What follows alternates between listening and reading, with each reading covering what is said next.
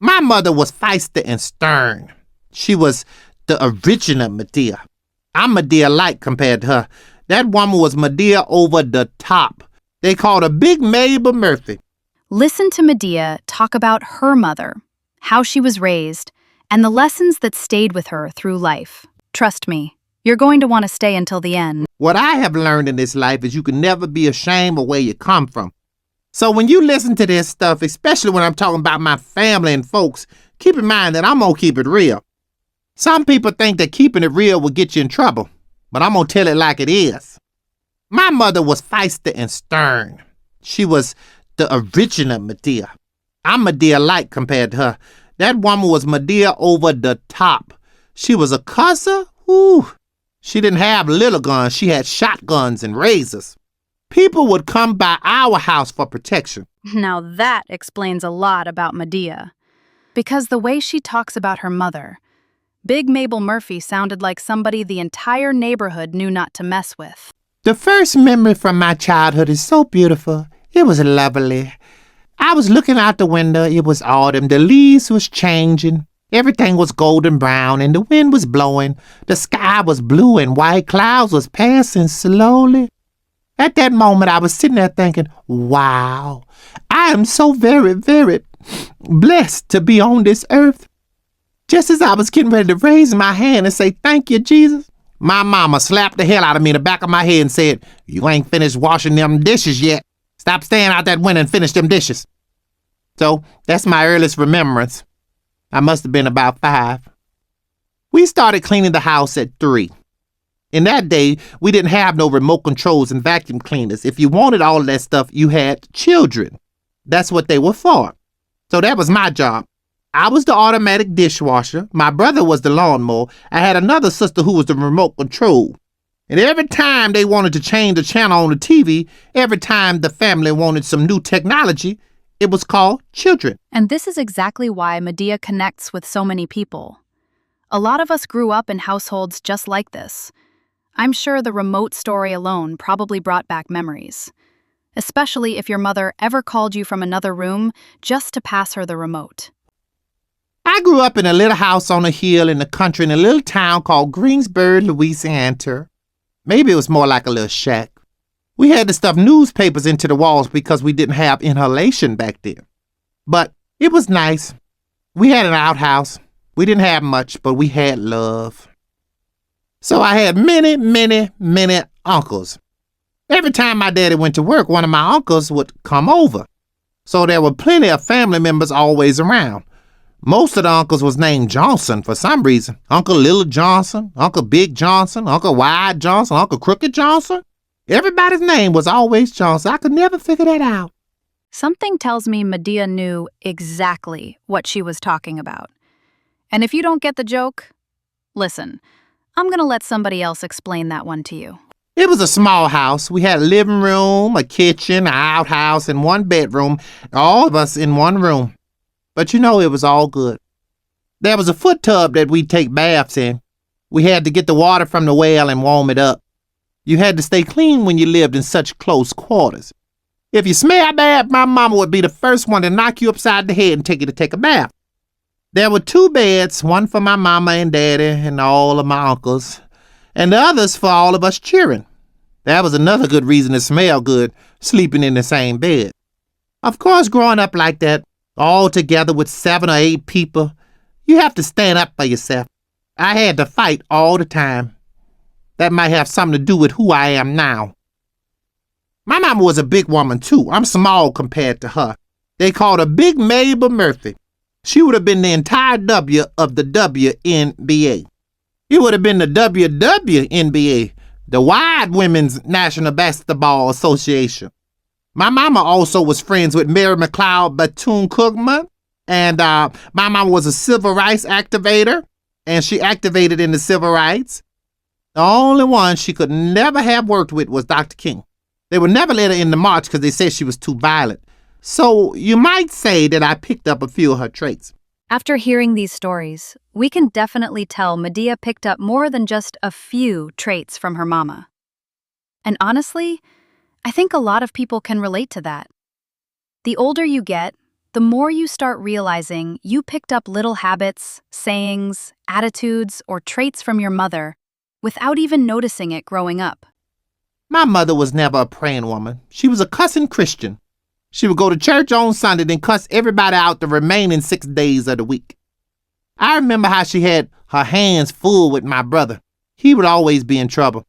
My father was getting senile and could never do anything with him.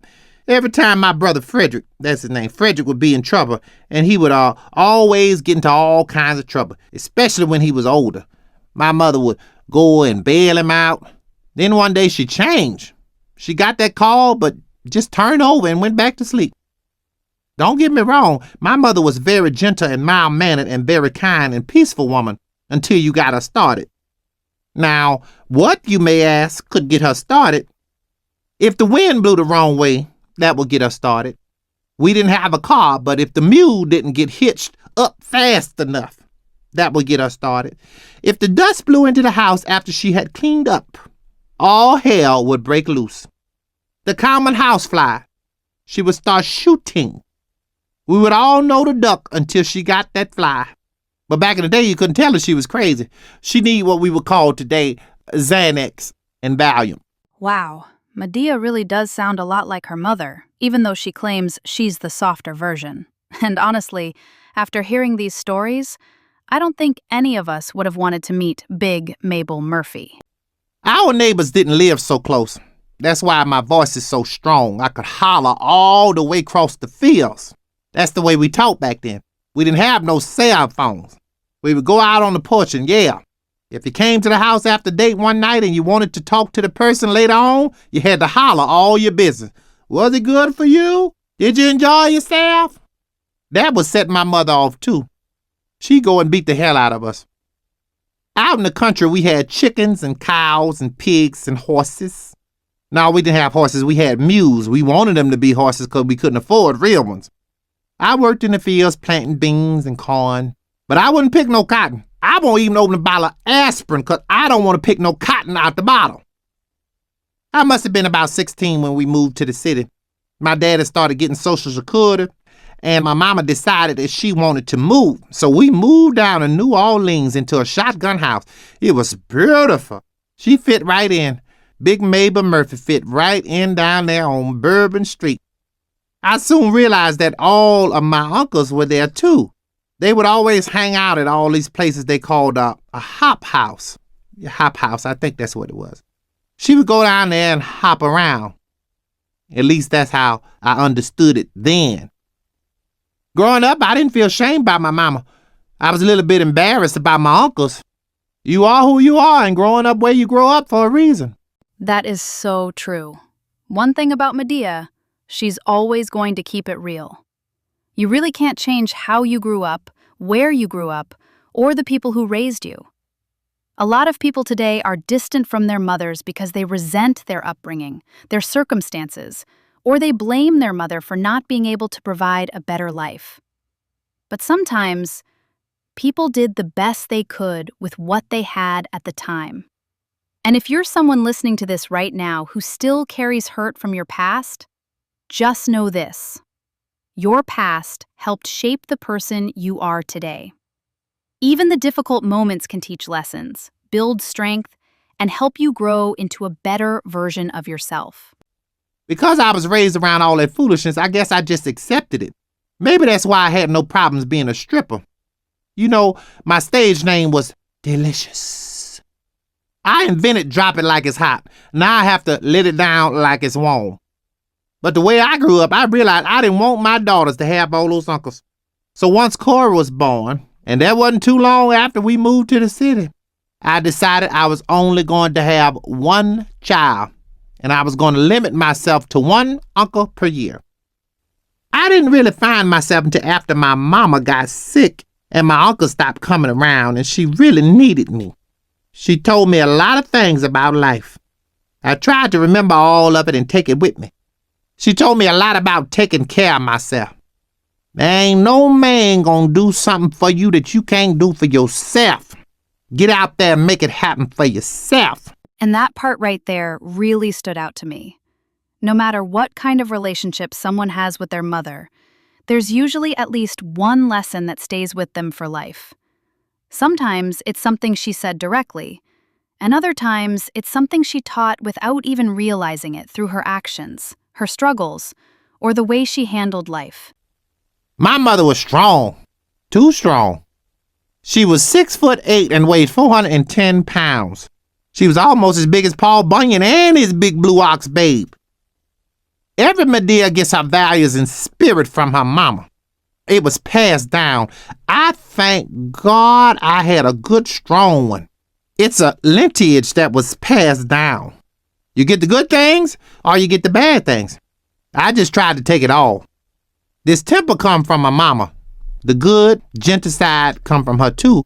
But the one that don't take no stuff is one of those personalities that she had. I could swear she was less frantic.